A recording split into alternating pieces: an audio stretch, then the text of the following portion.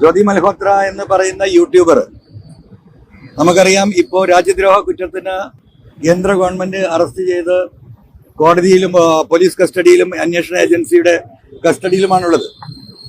ഏകദേശം 1.5 മാസം കഴിയുകയാണ്. ഈ ജ്യോതി മൽഹോത്ര കേരളത്തിൽ വന്ന് കേരളത്തിലെ ടൂറിസം പദ്ധതിയുടെ പ്രൊമോഷന് വേണ്ടിയിട്ട് പ്രവർത്തിച്ചിരുന്നു, പെയ്ഡായിട്ട് വന്നിരുന്നു, ക്യാഷ് വാങ്ങി പ്രൊമോഷന് വേണ്ടി വർക്ക് ചെയ്തിരുന്നു എന്ന സത്യം കേരളത്തിലെ ജനത അറിയുന്നത് മാതൃഭൂമി ന്യൂസ് കൊടുത്ത വിവരാവകാശ നിയമപ്രകാരം വന്ന റിപ്പോർട്ടിന്റെ അടിസ്ഥാനത്തിലാണ്.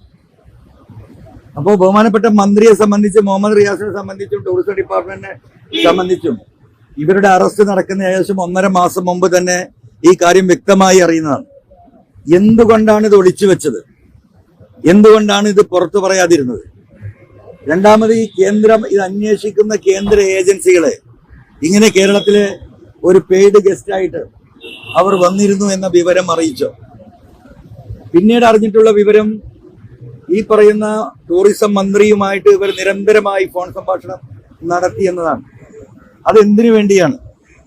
ഇത്തരത്തിലുള്ള ബഹുമുഖമായ കാര്യങ്ങൾ കേരളത്തിലെ ജനങ്ങൾക്ക് അറിയേണ്ടതുണ്ട്. അതിന് ടൂറിസം മന്ത്രി മറുപടി പറയേണ്ടതുണ്ട്.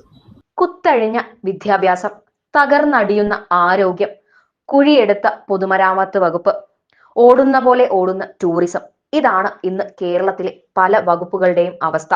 പിണറായി വിജയൻ 2.0 വലിയ പരാജയമാണ്. ഇപ്പോഴിതാ ജ്യോതി മൽഹോത്രയും മുഹമ്മദ് റിയാസും തമ്മിലുള്ള ബന്ധം വലിയൊരു സംശയത്തിലും ആശയക്കുഴപ്പത്തിലും കേരളത്തെ കൊണ്ടെത്തിച്ചിരിക്കുകയാണ്. രാഷ്ട്രീയ വിവാദങ്ങൾക്കൊന്നും തന്നെ മറുപടി നൽകാതെ ചിരിച്ചുകൊണ്ട് പുച്ഛിച്ചുകൊണ്ട് പോകുന്ന മന്ത്രിയെ നമ്മൾ ഇന്നലെ കണ്ടിരുന്നു.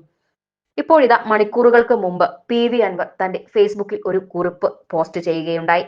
കുറിപ്പിങ്ങനെ: പാകിസ്ഥാന് വേണ്ടി ചാരവൃത്തി നടത്തിയെന്ന പരാതിയിൽ അറസ്റ്റിലായ ബ്ലോഗർ ജ്യോതി മൽഹോത്ര കേരളത്തിലെത്തിയത് സംസ്ഥാന സർക്കാരിന്റെ ക്ഷണപ്രകാരമാണെന്ന് വ്യക്തമാക്കിയത് വിവരാവകാശ രേഖയാണ്. ടൂറിസം വകുപ്പിന്റെ പ്രമോഷനായിട്ടാണ് ജ്യോതി മൽഹോത്ര കേരളത്തിലെത്തിയത്. ഈ വിഷയത്തിൽ കേരളത്തിലെ പൊതുസമൂഹത്തിന്റെ സംശയങ്ങൾക്ക് മറുപടി നൽകാൻ ടൂറിസം മന്ത്രിക്ക് ബാധ്യതയുണ്ട്. ആയിരക്കണക്കിന് ബ്ലോഗർമാർക്കിടയിൽ നിന്ന് ജ്യോതി മൽഹോത്രയെ തിരഞ്ഞെടുത്തത് എന്ത് മാനദണ്ഡത്തിന്റെ അടിസ്ഥാനത്തിലായിരുന്നു?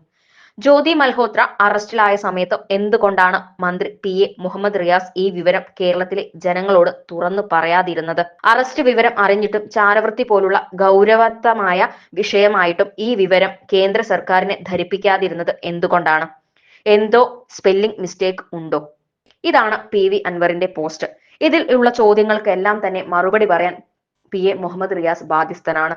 കാരണം അദ്ദേഹം നമ്മുടെ ടൂറിസം വകുപ്പ് തലവനാണ്, മന്ത്രിയാണ്. അതായത് കേരളത്തിൽ ഇത്തരത്തിൽ ഒരാൾ എത്തി എന്നുള്ളതും ഇദ്ദേഹം അറസ്റ്റ് ആയപ്പോൾ, അതായത് ജ്യോതി മൽഹോത്ര അറസ്റ്റ് ചെയ്യപ്പെട്ടപ്പോഴും എന്തുകൊണ്ട് മുഹമ്മദ് റിയാസ് മിണ്ടിയില്ല എന്നത് വലിയൊരു ചോദ്യമാണ്. ഇവർ തമ്മിൽ ഫോൺ സംഭാഷണം നടത്തി എന്നുള്ള പരാമർശവും PV അൻവർ നടത്തുകയുണ്ടായി. എന്തു തന്നെ ആയാലും ഇതിൽ എന്തോ സ്പെല്ലിംഗ് മിസ്റ്റേക്ക് ഉണ്ട് കേട്ടോ. ഇത് തുടക്കത്തിൽ ഇത് മറുപടി പറയേണ്ട വിഷയമായിട്ട് കണ്ടിരുന്നില്ല. പക്ഷേ ആവശ്യമില്ലാത്ത ചില ചർച്ചകളും ചില രാഷ്ട്രീയ പ്രസ്ഥാനത്തിന് ഉത്തരവാദിത്തപ്പെട്ട നേതാക്കന്മാരുടെ ഭാഗത്തു നിന്ന് ഒരു തരത്തിലും വരാൻ വേണ്ടി പാടില്ലാത്ത ചില നീക്കങ്ങളുണ്ടായി. ഒരു തരത്തിലും വരാൻ വേണ്ടി പാടില്ലാത്ത നീക്കങ്ങളെന്ന് പറയുമ്പോൾ അവരെ സംബന്ധിച്ചിടത്തോളം അത് അവരുടെ രാഷ്ട്രീയ പ്രവർത്തനത്തിലെ അനിവാര്യമായ അജണ്ട ആയതുകൊണ്ട് അവർക്കതൊരു അനാവശ്യമായിരിക്കില്ല. പക്ഷേ സമൂഹത്തിന് അനാവശ്യമായ ഒരു ചിത്രീകരണം കേരളത്തിൻ്റെ ടൂറിസം മേഖലയെക്കുറിച്ച് ഉണ്ടാക്കാനാണ് അത് കാരണമാവുക. ടൂറിസം മേഖലയിലേക്ക് കേരളത്തിൻ്റെ പുറത്തു നിന്നും ഇൻഫ്ലുവൻസേഴ്സിനെ കൊണ്ടുവരുന്ന രീതി ഇന്നോ ഇന്നലെയോ തുടങ്ങിയതല്ല, വളരെ നേരത്തെ തന്നെയുള്ളതാണ്. അതിന്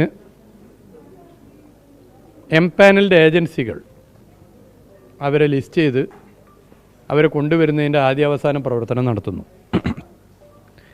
അവരെ ലിസ്റ്റ് ചെയ്യുന്ന കാര്യത്തിലോ അവരാര് വരണമെന്നുള്ള കാര്യത്തിലോ ഒന്നും മന്ത്രിയോ ടൂറിസം മന്ത്രിയോ മറ്റോ ഇടപെടുന്ന രീതിയില്ല. ഇപ്പോൾ ഈ പറയുന്നവർ ഒറ്റയ്ക്കല്ല വന്നത്, കുറേ ഇൻഫ്ലുവൻസേഴ്സ് വന്നു. അവർ ഒക്കെ തന്നെ ഇവിടെ അവർ വന്ന സമയത്ത് വന്ന് പിന്നെ തിരിച്ചു പോയി മാസങ്ങൾ കഴിഞ്ഞ് നടന്നൊരു സംഭവത്തിൽ പിന്നീട് അവർ അറസ്റ്റിലായി. അപ്പോൾ അവർ വരുന്ന സമയത്ത് ഇങ്ങനെയുള്ള ഒരു കുഴപ്പമുള്ള ആളാണെന്നോ അതല്ലെങ്കിൽ ഇങ്ങനെ ഒരു പ്രശ്നമുണ്ടാകുന്ന ഒരു നിലയുണ്ടെന്നോ നമുക്കാർക്കും അറിയില്ല. സംസ്ഥാന സർക്കാരിനെ സംബന്ധിച്ച് അറിയില്ല, ഏജൻസിക്കും അറിയില്ല എന്നാണ് തീർച്ചയായിട്ടും നമ്മൾ മനസ്സിലാക്കേണ്ടത്. അങ്ങനെ ഒരു വിവരം മുകളിൽ നിന്നും തന്നിട്ടില്ല. മാത്രമല്ല, ഇവർ പല സ്റ്റേറ്റിലും പോയിട്ടുണ്ട്, പല രാഷ്ട്രീയ പാർട്ടികൾ ഭരിക്കുന്ന സംസ്ഥാനങ്ങളിലും പോയിട്ടുണ്ട്. ഇപ്പോൾ അവിടെയൊക്കെയുള്ള ഗവൺമെൻറ്റുകൾ ഇതിൻ്റെ ഉത്തരവാദിയാണോ? അതാണ് പൊതുവെ ഉയർന്നു വരുന്ന പ്രശ്നം. അപ്പോൾ വെറുതെ കുറേ വിവാദങ്ങൾ ഉണ്ടാക്കുക, പ്രശ്നങ്ങൾ സൃഷ്ടിക്കുക എന്നുള്ള ഒരു നിലപാടാണ് ഈ വിഷയത്തിലുള്ളത്. അപ്പോൾ അത് നാട്ടിലെ ജനങ്ങൾ ഇതൊക്കെ മനസ്സിലാക്കുന്നുണ്ട്. പക്ഷേ പൊതുവെ ടൂറിസം മേഖലയ്ക്ക് ഇതൊരു പ്രയാസം സൃഷ്ടിക്കരുത്.